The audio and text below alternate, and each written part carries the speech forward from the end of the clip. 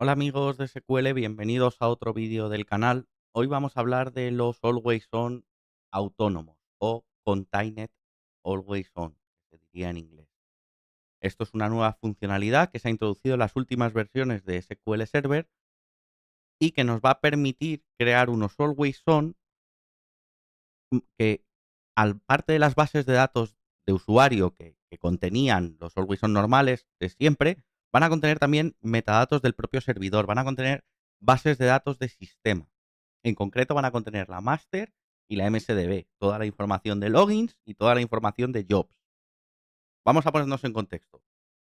Un un Always On autónomo, lo que va a hacer es encapsular esas bases de datos de sistema dentro del Always On y replicarlas.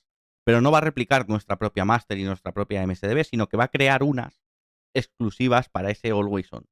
De manera que cuando nosotros nos conectemos a través del listener a nuestro Always On, vamos a acceder a esas bases de datos de sistema y cuando entremos por los, digamos, a cada uno de los nodos, entraremos como a las bases de datos de sistema de la instancia. Es un poco lioso, así explicado, pero seguro que viéndolo os queda claro. Así que vamos a la pantalla y lo vemos. Bien, pues ya estamos aquí. Como veis, seguimos con el Management Studio 21 en modo oscuro, como lo dejamos en el último vídeo. Recordad que esto es una versión preliminar. Si hay algún error, pues tendremos que parar el vídeo y abrir el anterior. Pero de momento, como veis, yo estoy conectado aquí a dos servidores. Y bueno, aquí estoy al listener porque ya tengo el grupo de disponibilidad creado. Pero os voy a explicar de qué se trata esto. Cuando nosotros creamos un nuevo Always On, lo tenemos aquí, nos pide un nombre. Nos pide el tipo de Always On, que nosotros tenemos clúster, así que le ponemos con clúster, y tenemos aquí unas opciones. Vamos a hablar de estas dos en concreto, ¿vale? De la de Contained y de la de reutilizar las bases de datos de sistema. La importante es esta. Cuando nosotros marcamos Contained AG, él a la hora de crear el Always On nos va a crear también una base de datos master y una base de datos MSDB del Always On. Como nosotros podemos crear varios Always On, lo que podemos marcarle es esta opción, si ya tenemos otro, de reutilizar, que lo que hace es va a reutilizar otras de un Always On existente. Si es la primera vez que lo creamos, no hace falta que lo marquemos. Podemos marcarlo o no, va a hacer lo mismo. Si tenemos varios, pues podemos reutilizar esas bases de datos. Por lo demás, le pondríamos un nombre, le daríamos a siguiente y se crearía igual que el vídeo de los Always On que tenéis en mi canal. Así que no vamos a ver cómo crear el Always On ahora. Una vez que lo tengamos creado, vamos a cancelar esto, yo lo tengo aquí creado, vamos a ver un Always On, como siempre, pero cuando le demos a base de datos, vais a ver que aquí tenemos dos bases de datos que tienen el nombre de mi Always On, que se llama SQL Contained AG, y Master y MSDB. Y aparte vamos a tener la base de datos que hemos metido en el Always On. Si yo miro las bases de datos de este nodo, veo también las bases de datos del Always On, ¿vale? Aquí las tenemos. Si yo me conecto al otro nodo, al nodo secundario, veo exactamente lo mismo, ¿vale? Veo las tres bases de datos que se han sincronizado y todo bien. Sin embargo, si yo entro por el listener, que aquí estoy conectado al listener, y yo despliego base de datos, veis que yo no veo la master y la MSDB, porque son las que realmente estoy usando. ¿Qué pasa? Si yo ahora quiero aquí crear, o en un Always On antiguo, si yo quería crear un login, me tenía que ir al primer nodo, seguridad, crear el inicio de sesión, ¿vale? Ponerle un nombre, por ejemplo, le vamos a poner un nombre que se va a llamar test y le vamos a poner una contraseña súper segura que va a ser test también. Le vamos a decir que no mire las directivas y le vamos a dar permiso sobre la base de datos test, que es la que está en el Always On.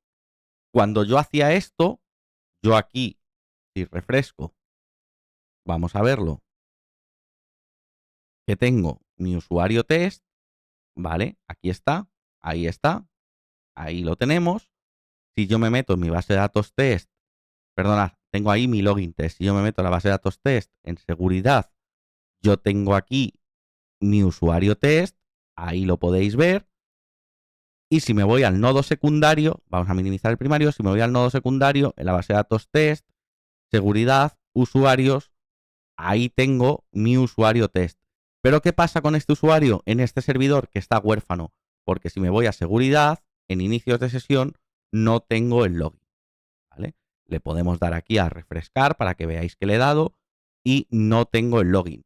¿Por qué? Porque no lo he creado todavía en este servidor.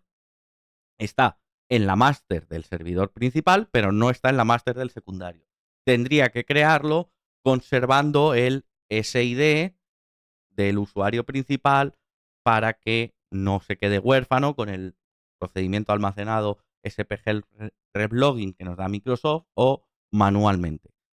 ¿Qué ventaja introducen estos nuevos Always On autónomos, estos Always On, estos Contained Always On? Bien, que si yo estoy conectado al listener, como veis aquí, y desde el listener me voy a crear un nuevo login, vamos a crear el login test 2, le vamos a decir que es autenticación de SQL y le vamos a poner que es test 2 y 2 y lo creo.